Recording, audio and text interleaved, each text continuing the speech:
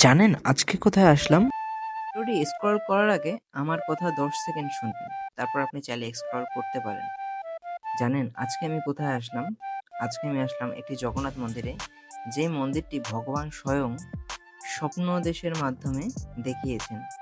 এবং সামনেই তো রথযাত্রা, এবং আমরা জানি যে আমাদের হিন্দুদের জন্য এই রথযাত্রা কতটা ইম্পর্টেন্ট একটা জিনিস।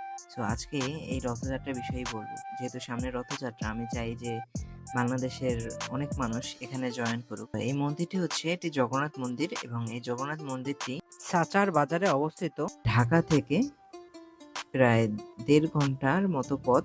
তো এই জায়গায় আসতে আপনাদের বেশি কষ্ট করতে হবে না। আপনারা চাইলে জনপথের মুখ থেকেই আপনারা চাঁদপুরের উদ্দেশ্যে যে বাসটি যায় সেই বাসটি ধরবেন। চলুন জেনে আসি এই মন্দির হওয়ার পিছনের গল্পটা।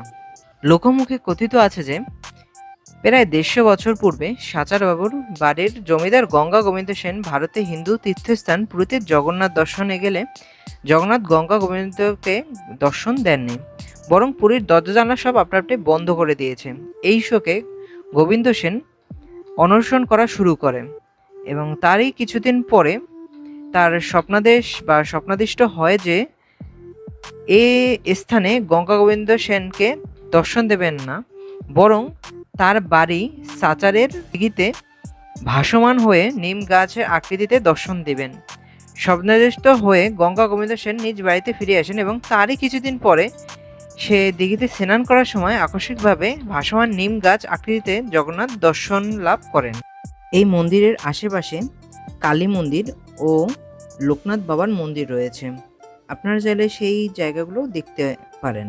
আজকে অনেক কথা বললাম। যদি আমার ভিডিওটা আপনাদের ভালো লাগে, অবশ্যই আমার পাশে থাকবেন। এটি লাইক এবং এটি শেয়ার করে বন্ধুদের মাঝে ছড়িয়ে দেবেন।